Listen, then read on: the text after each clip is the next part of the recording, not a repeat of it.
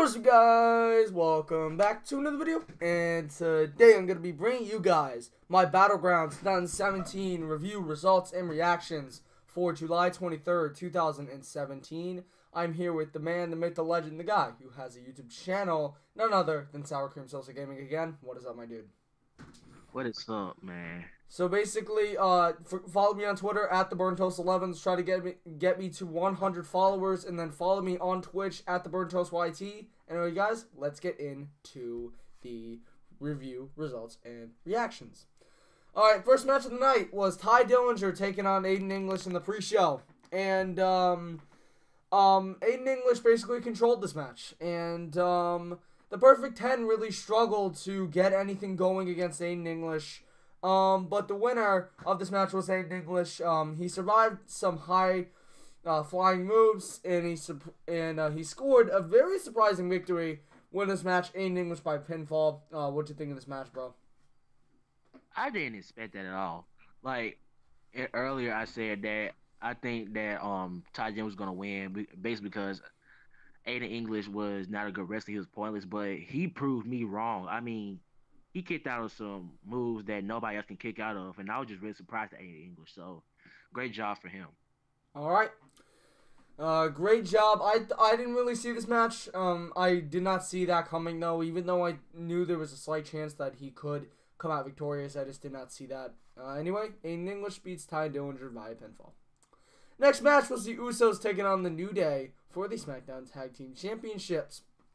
So basically, Xavier Woods and the New Day started off really strong against the Usos, but the Usos ended up doing some heel actions against the New Day. It was actually a very brutal spot.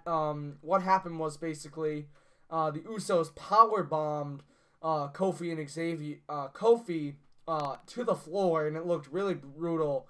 And, Xavier Woods took a lot of damage in this match, but it built him up. He really sold really well. But the winner of this match was the New Day. Basically, toward the end of the match, Woods hit a huge elbow drop, the springboard elbow drop.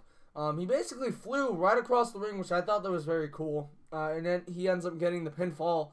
And the winner's match was the New Day via pinfall to win the Tag Team Championships. What do you think of this match, Sourcream? Real good match. I mean, I'm happy New Day won, and I was loving the Usos with the heelish moves with the powerbomb to the floor. I mean, that they was putting on a show to me. I loved it. I really love this match as well. I feel that it was match of the night by far. They put on a great display. The Usos are a great tag team. New Day are a great tag team as well. Now tag team champions. And, someone put on Twitter that the New Day are on their way to becoming one of the greatest tag teams ever. If they get a couple title reigns in, and if they get a long title reign, I could definitely see that. Because they're starting to have great matches with everybody they face. Like Sheamus and Cesaro, I remember they had a great match at Roadblock 2016. They had a great match at, I think it was Backlash or Money in the Bank, and then they had another great match tonight. So, I could definitely see the New Day becoming one of the top teams in WWE history, with the great build and, with a couple more titles. I could definitely see that, though. Winner of this match was New Day via pinfall. Next match was Shinsuke Nakamura taking on Baron Corbin, and Nakamura basically taunted Baron Corbin early. Baron Corbin had some words to say, and then the match got underway. And basically, Baron Corbin kept Shinsuke Nakamura in check this entire match. Money in the Bank briefcase was not used.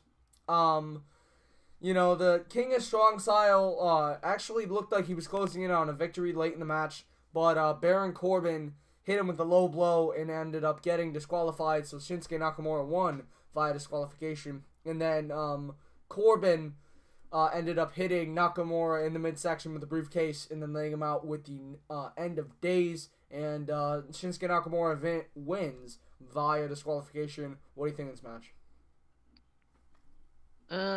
I wasn't really too thrilled with this match, to be honest. I mean, I thought I was gonna expect a little bit more from Shinsuke Nakamura, But then again, uh, it was all right to me.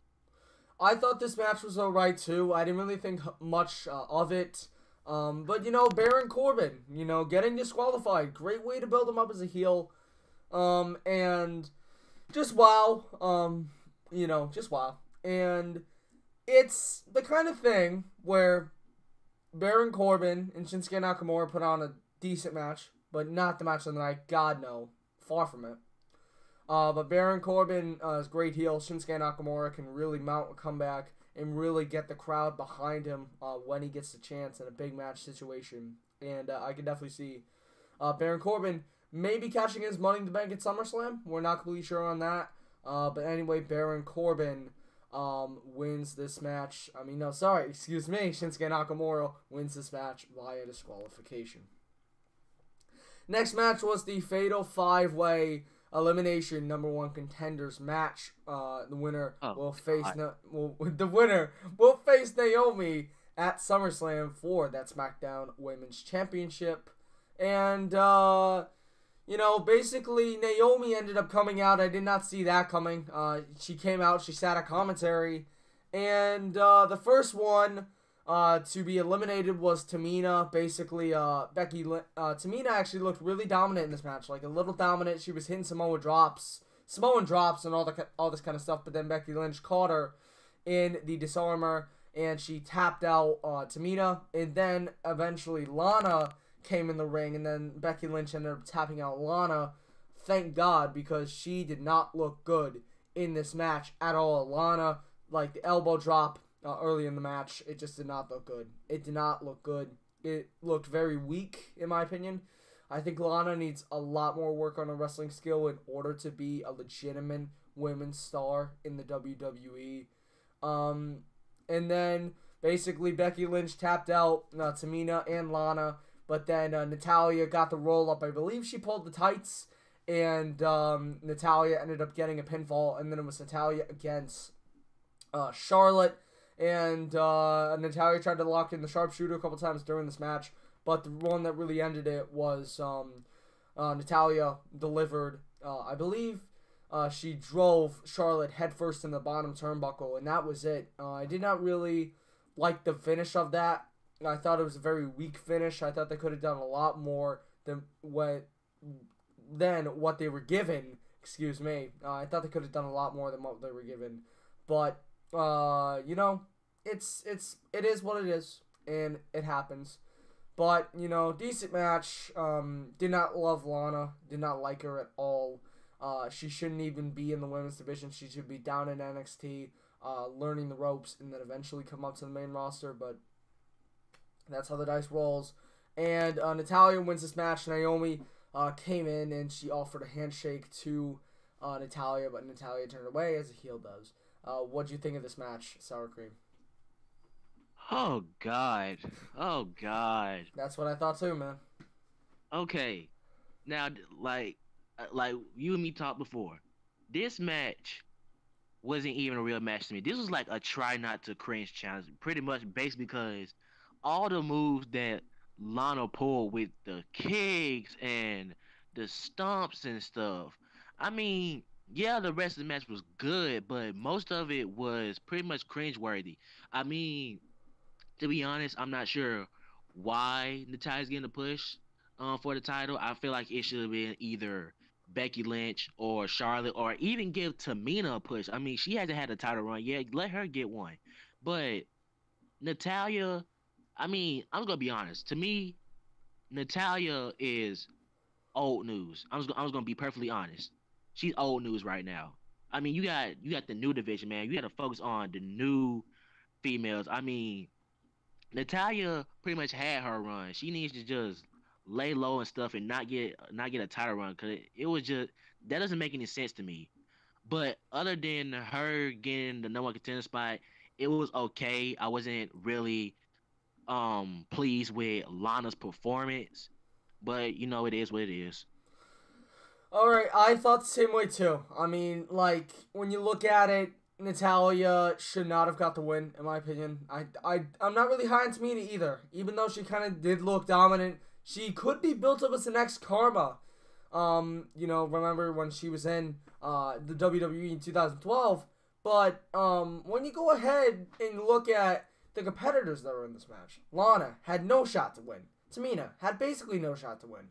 Charlotte Flair, I thought, was the front runner. I thought what would happen is she would turn heel, and then it would give Naomi a credible opponent to face, but WWE did not go with that tonight. Becky Lynch, I knew there was a slight chance that she would get a win, but just didn't happen. If you guys don't know, I actually really like Becky Lynch. I'm really high on her. But, I mean, when you go ahead and look at it, Natalya, in my opinion, should not have got the win. I would have either turned Charlotte Flair heel and take out Becky. I think that's what I would have done. I would have turned Charlotte Flair heel, and then have Charlotte and Becky Lynch be in the final two, and then eventually Charlotte gets the win with like a heel-like tactic, like pulling the tights or something like that. I felt like that would have been a very good storyline. Maybe even leading into next year's WrestleMania, have Charlotte Flair feud with Becky Lynch and have Charlotte hold the title and have Becky Lynch just do something, have her chase that title. I feel that would be a very good storyline, and have Becky Lynch culminate at WrestleMania 34. But it's Battleground right now, and Natalya does get the win. Next match was AJ Styles taking on Kevin Owens for the WWE United States Championship. So basically, AJ Styles and Kevin Owens, what happened was the Phenomenal One eventually battled back because Kevin Owens basically had most of the control in this match. But the Phenomenal One ended up battling back with Impact signature moves.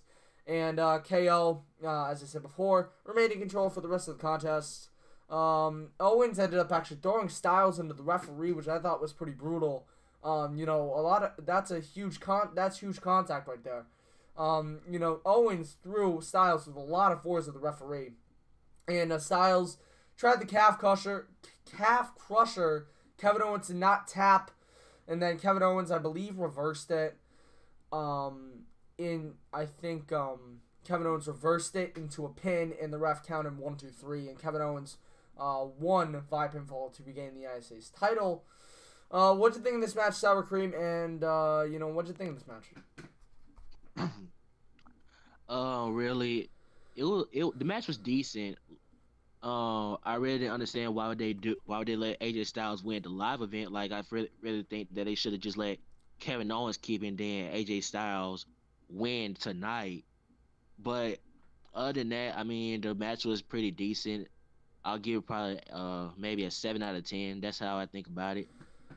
All right. Hopefully, sorry. It's all right. Hopefully, AJ Styles will get the title back real soon. I would have booked this very differently.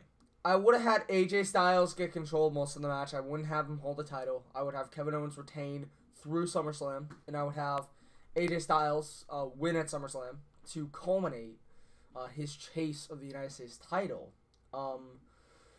Basically, what I would have booked is AJ Styles lose at the live event, and then at Battleground, I would have had AJ Styles lose again.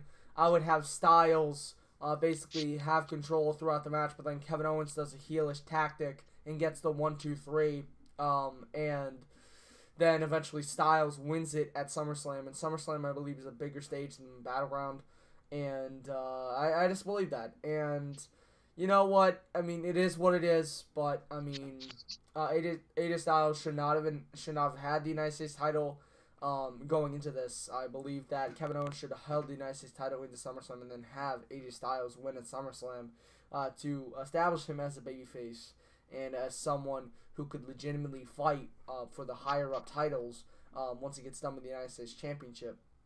But that's pretty much it. AJ Styles loses this match, and Kevin Owens regains the United States Championship. Next match was John Cena taking on Rusev in the flag match. In order to win this match, you have to take the flag from your respective corner, and you have to put it on the pedestal on the colored stairs. And basically, Rusev was trying to go for the flag very early. He hit some moves on John Cena, then he was going for the flag, but John Cena kept catching him until finally, Rusev wore down Cena enough to where Rusev was able to grab the flag. But then Cena ended up grabbing his flag, and then the two just slugged it out from there.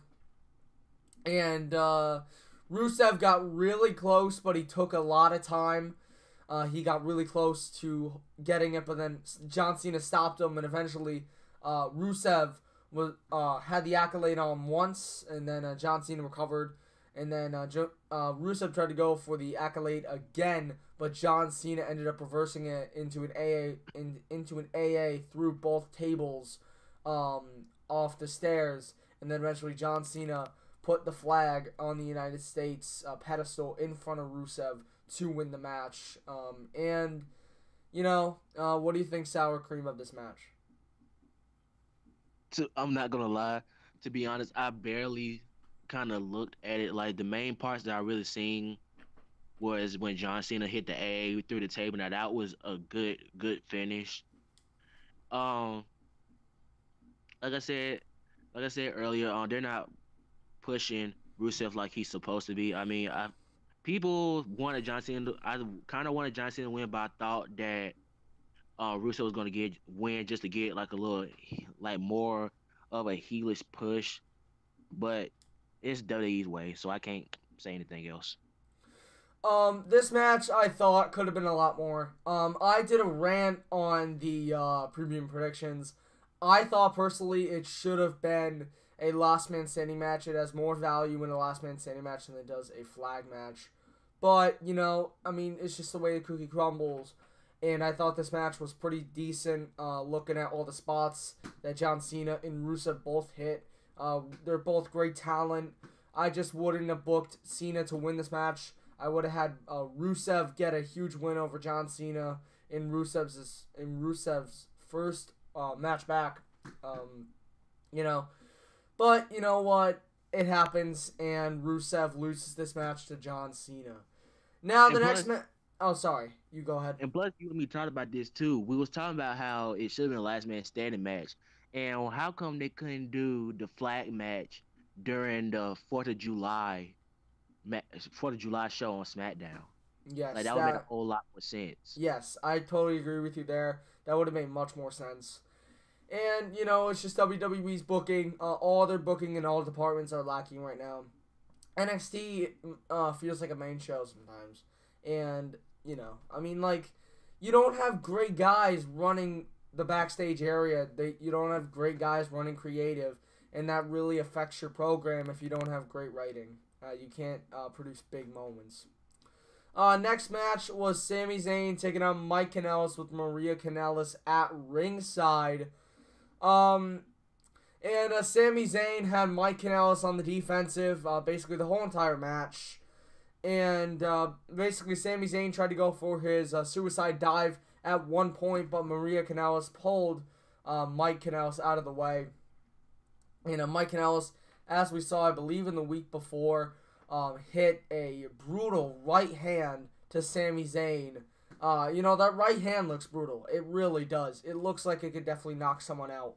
But anyway, moving on. Mike Kanellis hit the right hand, put him back in the ring, and Kanellis kicked and clotheslined Zayn until his legs wobbled. And then Maria basically stepped in to the corner when Sami Zayn, I believe, he was trying to go for the buckle bomb, I believe, but Maria Kanellis stepped in. But then eventually the ref threw Maria Kanellis to the floor.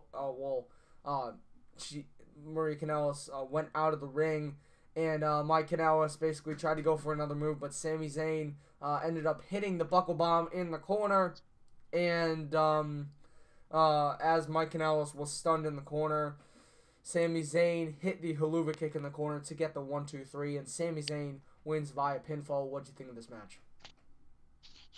I'm sorry, was this match supposed to be like a legit match, or was this like a 1970s prom?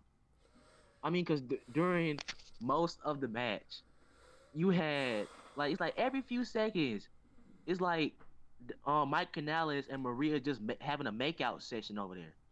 I mean, Mike Bennett is a good is a good wrestler. Don't get me wrong, but it's like I couldn't understand the fact is that he kept kept going and having a make out sex with Maria. I mean, this is wrestling, dude. Are you gonna freaking make out? Or are you gonna fight? I mean, the match was good, and Sami Zayn did a good job. That was a really good match. But come on, man, focus more on the match than you trying to make out with Maria the whole entire match, man. Like, come on. I totally agree with you there. I mean, the Power of Love gimmick should have been dropped when Mike and Maria Kanellis stepped in the door. Maria Kanellis, as I said before, I mean, Maria Kanellis is a great talent. She should be in the women's division right now, but sadly, it hasn't worked out like that. She's been more of a manager to Mike Kanellis, and Mike Kanellis has a lot of talent. WWE just doesn't know how to utilize talent. Went on a rant in my premium predictions video. I talked about Cody Rhodes and how he's a world champion in another company, yet he wasn't a world champion somehow in WWE. And, you know, it irks me, the fact that, you know, Austin Aries wasn't a great champion. The fact, or wasn't a champion. The fact that Cody Rhodes wasn't a champion in WWE, wasn't a world champion, yet now he's a world champion in another promotion. It's just bittersweet to WWE. And also, when you go ahead and look at Mike Kanellis, he's done a lot in TNA. Maria Kanellis has done a lot in TNA and WWE. So I believe if both of these people can be split and the Power of Love gimmick dropped, Mike Kanellis can expand on his talent and Marie Kanellis can expand on her talent and give the women's division a little bit of revival. Because right now the women's division is in shambles on both rosters. So Maria Kanellis would definitely add some veteran experience to that roster, and I can definitely see Maria Kanellis and Mike Kanellis both in their respective divisions winning titles, because I can definitely see that. And the Power of Love gimmick just has to be dropped, and hopefully they can drop the gimmick and Mike Kanellis can get to his full potential, and so can Maria. And what's with the jacket? What's with the jackets, man? I mean, they came out there with the jackets with Maria's face on it, and then you got Mike Bennett over here copying Billy Gunn, aka Mr. Ass's outfit with the lipstick on his butt cheek, and then what's with the Maria face and in a bikini on the side of the pants, man? Come on, man. I got one word for you. WWE. It just happens. All right. Go ahead. Oh, sorry. You go ahead. I really just don't get it. I mean, the jackets and the pants that's got to go. It's got to go. Yes, it does. I totally agree. Final match of the night is the Punjabi prison match. I just had to say it like that. Between Randy Orton and Jinder Mahal, aka the modern day Maharaja. That's just how I say it. And basically, the Singh brothers before the match announced that they were not going to be at ringside, and Jinder Mahal would have to fight alone against the Viper, Randy Orton. And the Viper began hammering away out of the gate toward Jinder Mahal. And him and Mahal were fighting to get out of the door, yet they couldn't. And then Mahal and Orton kept going back and forth, and Mahal kept targeting the injured arm of Randy Orton. And then all of a sudden, as one of the doors were opened, the Singh brothers appeared from under the ring, and they basically helped Jinder Mahal get out of the ring. And Orton was left to fend for himself in the first part of the Punjabi prison. And a race to escape soon ensued. Orton was trying to get to Jinder Mahal, and Orton eventually got to Mahal. They kept battling on the outside. Mahal eventually brought a kendo stick into the mix. He attacked Randy Orton, but I believe he split one in half. That's how bad it was. And then Mahal threw Orton against the Punjabi prison, and there was a visible cut on his back, and it was not a good cut. But then basically one of the Singh brothers slipped out of the Punjabi prison and he was trying to get Randy Orton, but Randy Orton punched threw right hands at one of the Singh brothers, and that Singh brother eventually went through the announce table, and that looked really brutal because his body bended so badly. And, there's monitors on that table, so that could have been a really bad back injury, really bad PR for WWE if one of those guys got, seriously injured. But then, Randy Orton went on basically a rampage. He destroyed both Singh brothers, and he destroyed Mahal in the process. And then as he was climbing up the cage, Jinder Mahal's music played. Then all of a sudden emerged the great Khali, and he basically shook the second stage of the prison. And Orton was basically in the middle, and Great Khali climbed up, and he got a chokehold in on Randy Orton, and he choked out Orton as Mahal climbed the cage to victory. And that was the end of the match, and Jinder Mahal wins via escape and help from the Great Khali to retain the WWE Championship. What do you think of this match? Oh my God. Talk about a surprise. I really did not expect to see Great Khali. I mean, that was just a shock to me because usually, other YouTube channels such as Wrestle Talk and other channels, they will usually make rumors at the fact that somebody was going to do this or do that.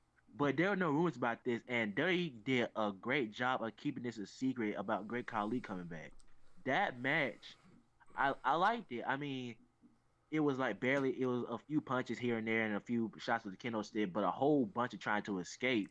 But that match was really good. I think Great Khali made that match a little bit better with his return. When I heard his music, I was kind of confused at the fact, what's going on? Somebody who's about to come out here. I didn't expect to see Great Khali, but WWE great job for keeping that secret. That was a good match, and yeah. All right. I thought this match was a little bit lackluster. I really thought it was. Even though it was great that the Great Khali returned, and it was a great job by WWE keeping it a secret. They couldn't have done a better job with that. But fact still remains that this match was a little lackluster. I believe it should have been more than it was. Maybe tables could have been brought into the mix. Definitely something that I would have loved to see. But, Great Khali does return, and I believe that was a great cover-up by WWE, and I really think that was great, and this match was decent, but I really thought it could have been more. But Mahal retains the WWE Championship inside the Punjabi prison. Alright, guys, well, I hope you have enjoyed the video. If you did, smash a like on the videos. Try to smash 5 likes. Thank you guys so much. Thank you, Sourcream, for joining me for the preview and predictions, for the live stream, and now for the review. Thank you so much, my dude. You are welcome. Alright, dudes. I will see you guys later. Peace.